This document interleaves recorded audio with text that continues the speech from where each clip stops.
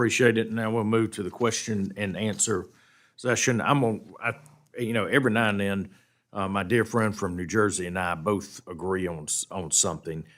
There are a lot of times I just simply want to look at him and go, "Bless your heart." But we have found a something that's common here, and I was going to jump on it. I'm going to ask my friend to, when it's his turn for questioning, to address it, and that was Mr. Camp, your description of the difference between when a claimant is 100% disabled by the VA and they're not by the Social Security Administration. We're going to dive into that a little bit later. But a couple of things that stood out to me in the testimony. Ms. Davis, just an observation. You went through a list of things that you were looking to do to improve, and you said, and finally, IT, or finally technology. I certainly don't mean to sound like I'm preaching to you, but I would start with IT and not make it the final thing that you've got to go to.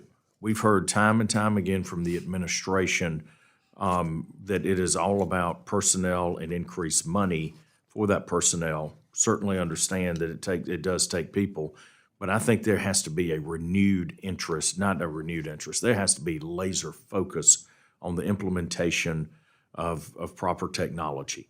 I just think that you cannot, no business in America, no government agency can solve the problems that they have with processing if they don't use proper technology. Ditto.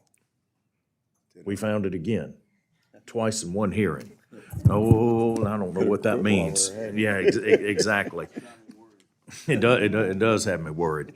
But I'll just make that observation on there. As I get into my questions here,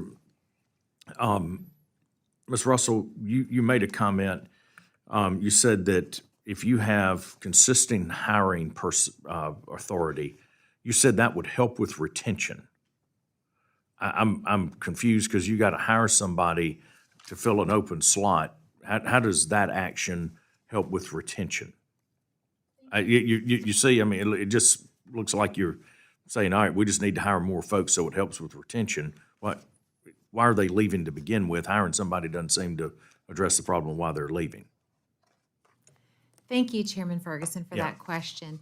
And it's a great question. The way that helps disability determination agencies is if we have consistent hiring authority to replace our losses, then we have consistent staff there to process those claims. When staff leave, their caseloads have to be reallocated to other staff. So that means we have staff with increased workloads, which leads to burnout, and then that leads to attrition because people can only work the amount of hours that they have in a day. And when they have a higher workload, then that leads to pressure for them, which leads for them to leave. And the Disability Determination Agency staff, they care so deeply about this work. I'm struck by that when I first arrived at the DDS. They care so deeply, and they take this home with them, and they wear this. And so when they're not able to turn a decision around in a reasonable time frame, they have a lot of guilt associated with that, and that they're carrying. All right. Thanks for the clarification on that. One of the things that I look at, we've seen is that, Mr. Camp, I'm going to address this to you. If we're having trouble meeting the current caseload, and then you're going to spend hundreds of millions of dollars trying to go scoop up more people to bring them into a program that is naturally declining in its initial applicants. Does that seem like a good resource, a good use of resources? There are certainly improvements in what we already are using that need to be taken today.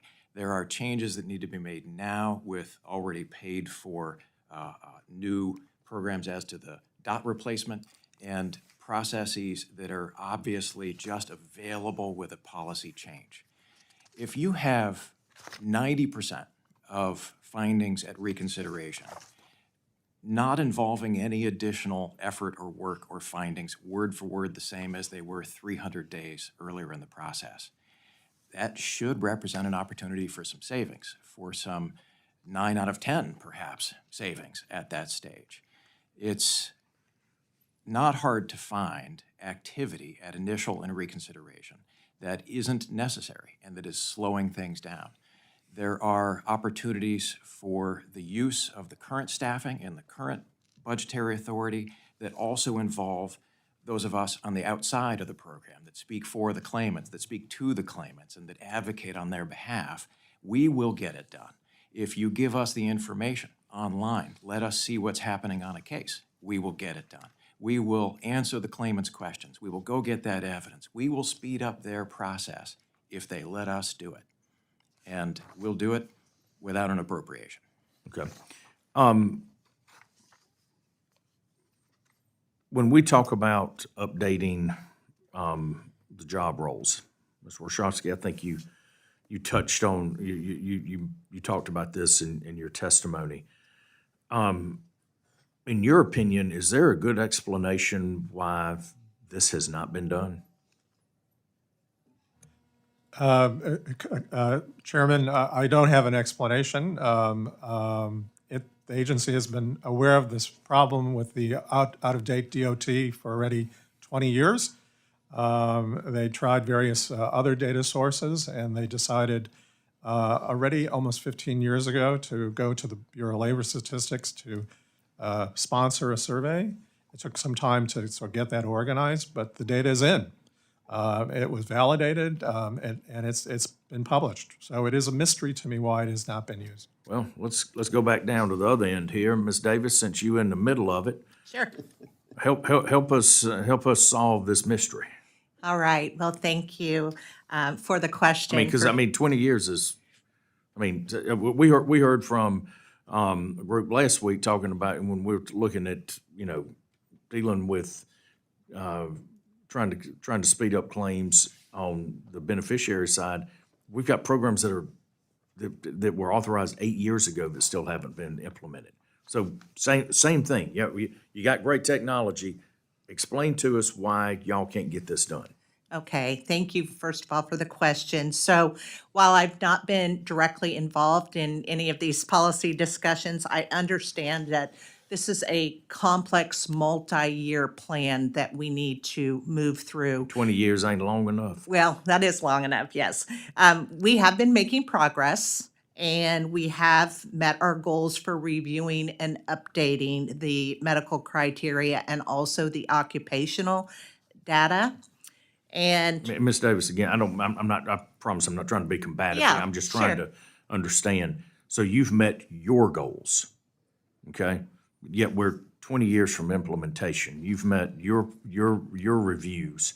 Why is there are those goals published? Can you provide us a copy of those stated goals and how many steps it will take to get this implemented so that some poor individual is not sitting in front of Congress in 5 more years going, why is it 25 years instead of 20 years? Yeah. Can you provide us those goals and we can see the steps of how y'all are trying to implement something that seems like it could be done very quickly? sure, we're happy to submit that for the record. Thank you. Any changes to our policies have to be well supported by the evidence and designed to achieve decisional accuracy. So while 20 years is a long time, there have been things going on behind the scenes. But let me provide a written response for the record so that you can understand the steps that we've gone through. Thank you. Yeah. Thank you so much, because 20 years is an awfully long time, I agree. particularly when you have someone like Mr. Camp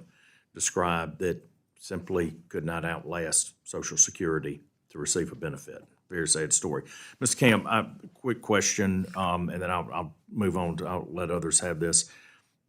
And this is some data that we have on disability decisions. At the initial level, 38% are allowed, 62% are not allowed. And Ms. Burdick, I think you touched on this as well, so I'm gonna let y'all address this. When you go into the reconsiderations, 15% were allowed, 85% were disallowed. Okay, so you've got a huge chunk over here that are not being allowed. Then when it gets to the administrative law judge hearing, it's almost like this thing flips and goes the other direction. where you have 51% that are allowed at that process, 39% denied. So we've gone from 85 to 39 at this point. Who's right and who's wrong? Is the judge right or is Social Security right? Mr. Camp, I'll start with you. If you compare the attention paid to the claim at the early stages to the attention paid to the claim by a judge, with a lawyer in the room, with witnesses called, with all of the evidence updated, it is 15 minutes to hours. Hours is better. 15 minutes is not enough time to read thousands of pages of medical records and get anything right. And some of the time at reconsideration, it's not the 15 minutes. If the consultant physician comes in and there is no new evidence, which is often the case, they are given an agree button to click. 300, 500 days later, come in, you don't even need to spend the full 15 minutes, just click a button and walk back out. That is not an adjudication process at all. That's just days waiting, and it's not service to the claimants. At the ALJ stage, that does not occur. There are hearings, the judge looks at the file for hours, has clerks assisting, the attorneys can do their work. We see all of the exhibits, we see the statuses change, we see the expert that's been called to testify, we prepare. We can help the agency get it right at the ALJ stage, and we are blocked at initial and reconsideration.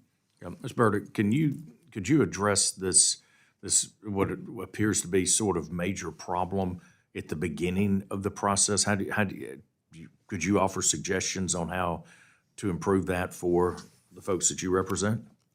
Absolutely. Well, at the initial claim, the claim goes, it's a paper claim that goes to the DDS to adjudicate. And the initial, and as you said, 38% of people are. And now you can't even use faxes, right?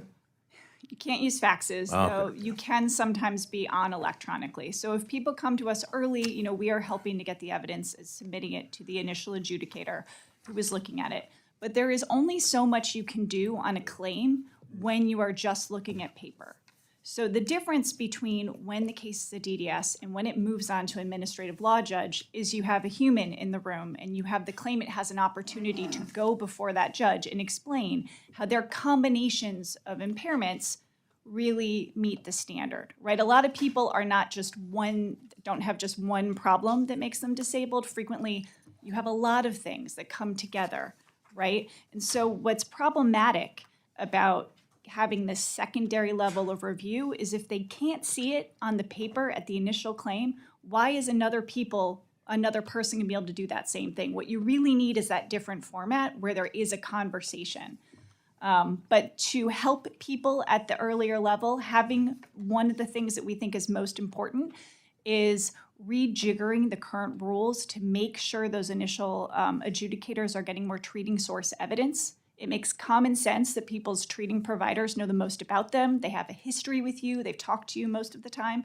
But frequently we find that even where people have those providers, the DDSs aren't doing a good enough job at getting that evidence. And it's not their fault. The rules aren't well calibrated. They send 2 letters, then they rely on these consultative exams that we've discussed, or that earlier people discussed where a one-time Social Security doctor might talk to someone for 10 minutes.